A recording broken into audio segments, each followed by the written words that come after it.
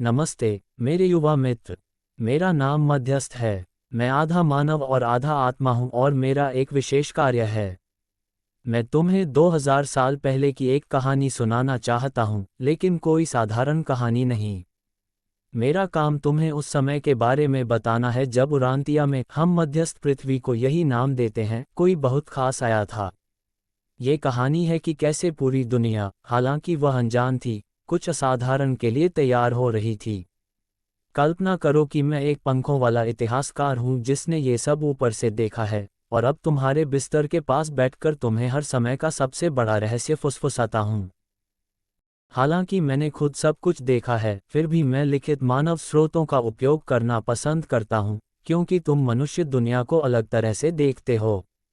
इससे तुम्हारे लिए इस असाधारण कहानी को समझना आसान होगा। और यह आंद्रियास नामक एक प्रेरित से शुरू होती है। वह यीशु के सबसे करीबी दोस्तों में से एक था, लेकिन सुनो, वह अपने संस्मरण लिखना नहीं चाहता था। क्यों? क्योंकि उसके गुरु ने कभी अपनी शिक्षाएं नहीं लिखीं, वह उन्हें सीधे लोगों के दिलों में कहना पसंद करते थे।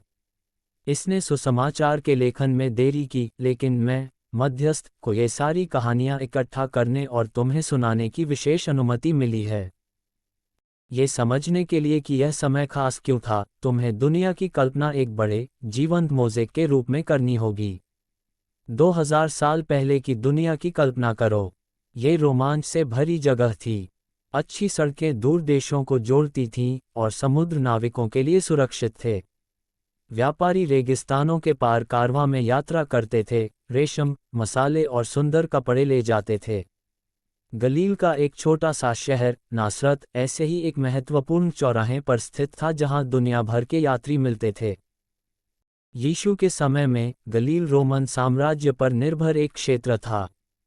और रोमन साम्राज्य उस समय 3 स्तंभों पर टिका हुआ था।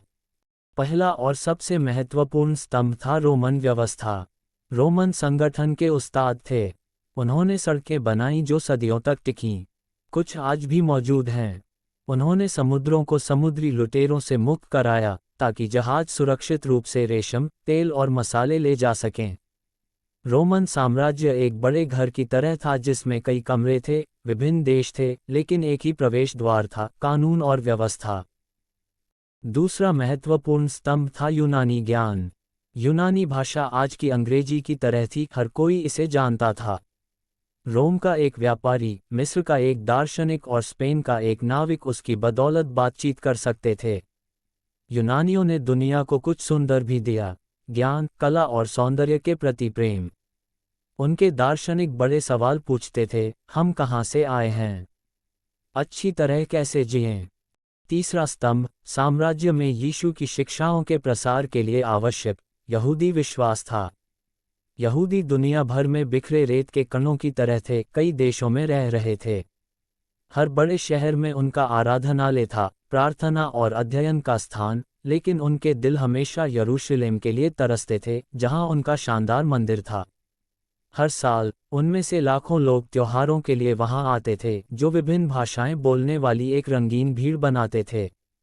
यहूदियों का एक ईश्वर में असाधारण विश्वास था और वे मसीहा की प्रतीक्षा कर रहे थे, जो दुनिया में शांति लाने वाला था।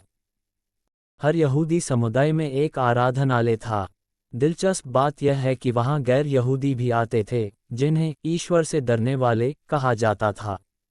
यह इन खुले दिलों के बीच था कि यीशु के शिष्यों की कहानी ईश्वर के बारे में, सभी लोगों के पिता और मनुष्यों के भाईचारे को अपना पहला पड़ाव मिला। कल्पना करो कि तुम ऊँटों के कारवां से यात्रा कर रहे हो। तुम चीन से रोम तक रेशम ले जा रहे हो। तुम्हारा रास्ता गलील के छोटे से शहर नासरत से होकर गुजरता है। हाँ, ठीक वहीं जहां यीशु बड़े हुए थे। गलील आज इज़राइल राज्य के भीतर स्थित है, और उससे पहले फिलिस्तीन राज्य के भीतर। यीशु के समय में फिलिस्तीन प्राचीन दुनिया के एक बड़े रेलवे स्टेशन की तरह था। वहां मिलते थे फारस से कारवां कालीन लाते हुए, मिस्र से जहाज पपीरस और अनाज लेकर, रोम से व्यापारी सिक्के और शराब लेकर, ग्रीस से दार्शनिक नए विचारों के साथ। यहूदी, हालांकि संख्या में कम, ठीक इस रणनीतिक स्थान पर रहते थे, जैसे कोई जिसका घर शहर के सबसे महत्वपूर्ण चौराहे पर हो। और इसी स्थान पर यीशु का जन्म हुआ था। यह आदर्श स्थान था जहां से नए विचार पूरी दुनिया में फैल सकते थे, एक सकारात्मक वायरस की तरह। यीशु के समय में दुनिया की 5 मंजिलें थीं, जैसे एक बड़ी अपार्टमेंट इमारत। 5वीं मंजिल पर लग्जरी पेंट हाउस था। वहां अभिजात वर्ग रहता था, राजा और अमीर शासक। वे कम थे, लेकिन साम्राज्य के भाग्य को प्रभावित करने की उनकी क्षमता में शक्तिशाली थे। थोड़ा नीचे 4थी मंजिल पर व्यवसायी रहते थे, व्यापारी, बैंकर, जहाज के मालिक। उनके पास पैसा था, वे यात्रा करते थे और दुनिया को जानते थे। तीसरी मंजिल पर मध्यम वर्ग रहता था, कारीगर, दुकानदार, डॉक्टर, अधिकारी। मध्यम वर्ग बहुत अधिक संख्या में नहीं था, लेकिन वे बुद्धिमान और मेहनती लोग थे। उनमें से कई ने बाद में यीशु की शिक्षाओं को स्वीकार किया। उनके नीचे दूसरी मंजिल पर स्वतंत्र लेकिन गरीब लोग रहते थे, जिनके पास न जमीन थी न पेशा। ये लोग गुलामों के साथ काम के लिए प्रतिस्पर्धा करते थे। सबसे निचली मंजिल पर गुलाम रहते थे। रोमन साम्राज्य में विजय के परिणामस्वरूप वे आधी आबादी थे। लेकिन सुनो, कुछ गुलाम असाधारण रूप से प्रतिभाशाली थे। वे अपनी स्वतंत्रता अर्जित कर सकते थे और फिर अधिकारी या व्यापारी भी बन सकते थे। रोमन साम्राज्य का समाज ऐसा ही था। ये राज्य केवल दिखने में शानदार था। यहूदी एक बहुत ही धार्मिक लोग थे, जबकि अधिकांश दार्शनिक यूनानियों में थे। यूनानी दर्शन की कई मुख्य शाखाएं थीं। वे जहां संभव होता था पढ़ाते थे। चौकों और बाजारों में, उदाहरण के लिए, विभिन्न रंगीन शिक्षक मिलते थे। स्टोइक कहते थे, बहादुर बनो, तुम्हारे भीतर दिव्यता की एक चिंगारी है। प्रकृति के साथ सद्भाव में रहो। वे गंभीर और बुद्धिमान थे, लेकिन उनका दर्शन एक सुंदर लेकिन ठंडी मूर्ति की तरह था, उसमें हृदय की गर्मी का अभाव था। सन्यासी सिनिक साधारण लबादे पहनते थे, अक्सर खुले आसमान के नीचे सोते थे। वे बाजारों में चिल्लाते थे, तुम्हें धन की आवश्यकता नहीं है, तुम अभी स्वतंत्र हो सकते हो। वे आध्यात्मिक क्रांतिकारियों की तरह थे। एपिक्यूरियन सादे सुखों में खुशी ढूंढते थे, दोस्ती में, अच्छी बातचीत में, मन की शांति में। वे कहते थे, देवताओं से मत डरो, बुद्धिमानी से जियो। संशयवादी हर चीज पर संदेह करते थे, लेकिन कम ही लोग उनकी सुनते थे। एक दार्शनिक, हालांकि, अपने सहयोगियों की भीड़ से अलग था। वह मिस्र के अलेक्जेंड्रिया में रहता था। वह फिलो नाम का एक बुद्धिमान यहूदी था। वह दुनिया के बीच एक पुल की तरह था। वह यूनानी दर्शन और यहूदी विश्वास को समझता था। उसने उन्हें एकजुट करने की कोशिश की, ये दिखाते हुए कि यूनानियों का ज्ञान और यहूदियों का रहस्योद्घाटन एक ही ईश्वर के बारे में बात करते हैं, बस अलग अलग शब्दों में। फिलो ने पॉल के लिए जमीन तैयार की, जो बाद में यीशु की शिक्षाओं को यहूदियों, यूनानियों और रोमनों तक पहुंचाने वाला था। उसके जैसे विचारकों की बदौलत नया विश्वास पूरी दुनिया से बात कर सका। और आम लोग, वे अक्सर रहस्यमय पंथों में सांत्वना तलाशते थे। ये शानदार समारोहों से भरे धर्म थे, उदाहरण के लिए, गुफाओं में दीक्षा, प्रतीकात्मक मृत्यु और पुनर्जन्म। उन्होंने मोक्ष और अनंत जीवन का वादा किया, लेकिन उन्होंने एक भूख छोड़ दी। जैसे मिठाई खाना पल भर के लिए मीठा, लेकिन तृप्त नहीं करता। यीशु के समय फिलिस्तीन में 3 भाषाएं बोली जाती थीं। आम लोग रोजमर्रा के मामलों के लिए अरामी बोलते थे। मंदिर में, वे हिब्रू में प्रार्थना करते थे। अभिजात वर्ग, व्यवसाय और दार्शनिक यूनानी बोलते थे। यहूदी बाइबल का अलेक्जेंड्रिया में हिब्रू से यूनानी में अनुवाद किया गया था। यह एक सफलता थी। अचानक, यूनानी अपनी भाषा में इब्राहिम, मूसा और भविष्यवक्ताओं के बारे में पढ़ सकते थे। और दुनिया भर में बिखरे यहूदियों के पास अपने पवित्र ग्रंथ हिब्रू में थे। तब से, यहूदी यूनानी दर्शन सीखते थे और यूनानी और साम्राज्य के अन्य सभी निवासी अंततः यहूदी धर्म के बारे में जान सकते थे। यूनानियों का दर्शन और यहूदियों का धर्म विलीन होने लगा। यहूदियों के पास अपने अद्वितीय धर्म के अलावा 3 महान राष्ट्रीय मान्यताएं थीं, जो सच हो या झूठी, उनकी सोच को आकार देती थीं। पहला, वे मानते थे कि वे चुने हुए लोग हैं, कि ईश्वर की उनके लिए एक विशेष योजना है। दूसरा, वे मसीहा के आगमन में विश्वास करते थे, एक राजनीतिक धार्मिक उद्धारकर्ता। और तीसरा, वे मानते थे कि यरूशलेम में मंदिर दुनिया का केंद्र है, कि वहाँ ईश्वर निवास करता है। लेकिन कुछ रब्बियों ने कानून को इतना जटिल बना दिया कि वह हजारों तालों वाले पिंजरे जैसा हो गया। यीशु बाद में कहेंगे, सबत मनुष्य के लिए बना है, न कि मनुष्य सबत के लिए। लोगों को इस पिंजरे से मुक्त करना चाहते थे। तुम सबत की तुलना काम से छुट्टी के दिन से कर सकते हो, लेकिन निषेधों की एक बेतुकी संख्या के साथ। और इस तरह, मेरे युवा मित्र, दुनिया पहले कभी नहीं और बाद में कभी नहीं के रूप में तैयार थी। यूनानी भाषा ने राष्ट्रों को जोड़ा।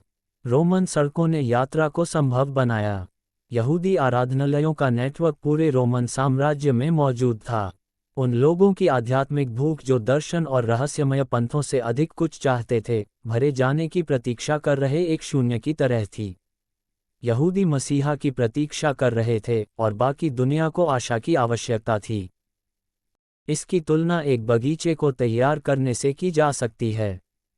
मिट्टी को रोमन शांति ने ढीला किया, एक ईश्वर में यहूदी विश्वास के रूप में बीज तैयार था। यूनानी भाषा के रूप में बारिश ने जमीन को गीला किया, और ईश्वर के लिए मानवीय लालसा के रूप में सूरज ने उसे गर्म किया। बस एक और कदम की जरूरत थी। इस तरह तैयार की गई भूमि में बीज बोना ही काफी था ताकि भरपूर फसल प्राप्त हो सके। ये फसल प्रबुद्ध मानव आत्माएं होतीं। मैं ये कहानी कैसे जानता हूँ? तुम शायद सोच रहे हो कि मैं ये सब चीज़ें कैसे जानता हूँ। मैं 5 मुख्य विवरणों पर भरोसा करता हूँ।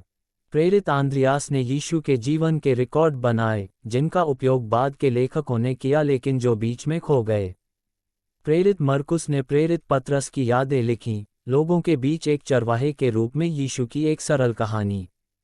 प्रेरित मत्ती, या यूं कहें कि उसके शिष्य ने, अपने यहूदी मित्रों, पहले ईसाइयों के लिए लिखा, ये दिखाते हुए कि कैसे यीशु प्राचीन भविष्यवाणियों को पूरा करता है। लूका, पॉल का एक मित्र और चिकित्सक, ने एक जासूस की तरह प्रत्यक्षदर्शियों के विवरण एकत्र किए। प्रेरित यूहन्ना ने मुख्य रूप से वह बताया जो यहूदिया में हुआ, घटनाओं के गहरे अर्थ पर ध्यान केंद्रित करते हुए। और उसी क्षण, समय की पूर्णता में, दुनिया के रास्तों के चौराहे पर एक छोटे से शहर में, एक बड़ई के परिवार में, मामूली परिस्थितियों में, लेकिन इतिहास के सबसे उत्तम क्षण में, हर समय का सबसे बड़ा साहसिक कार्य शुरू हुआ। एक साहसिक कार्य जिसने हमारे ग्रह के इतिहास को हमेशा के लिए बदल दिया। लेकिन यह एक और कहानी है। उस बच्चे की कहानी जो बेतलेहेम की चरनी में रोता है। उस लड़के की जो मंदिर में विद्वानों को चकित करता है। उस युवक की जो एक बढ़ई की कार्यशाला में काम करता है। और उस गुरु की जो कहेगा, एक दूसरे से प्रेम करो। लेकिन याद रखो, उसके पहले शब्दों के गूंजने से पहले, पूरी दुनिया, हालांकि अनजाने में, उसके लिए रास्ता तैयार कर रही थी। कारवां मार्ग पर हर व्यापारी, एथेंस के अगोरा में हर दार्शनिक, रोमन सड़क पर हर सैनिक, आराधनालय में हर रब्बी, सभी अपने तरीके से प्यार के उस सबसे बड़े नज़ारे के लिए मंच तैयार कर रहे थे जिसे दुनिया ने कभी देखा है। और अंत में, तुम्हारे लिए एक पहेली। यदि तुम उन दिनों में रहते तो तुम कौन होते? नासरत की यात्रा करने वाला एक व्यापारी, समुद्र में नौकायन करने वाला एक नाविक, सत्य की खोज करने वाला एक यूनानी दार्शनिक, मसीहा की प्रतीक्षा कर रहा एक यहूदी लड़का, या शायद बस एक बच्चा जो दिव्य गुरु के बारे में एक नई, दिलचस्प कहानी सुन रहा हो जो मनुष्य बन गया। इसके बारे में सोचो, और मैं, मध्यस्थ, कभी तुम्हें बाकी कहानी सुनाने के लिए वापस आऊंगा।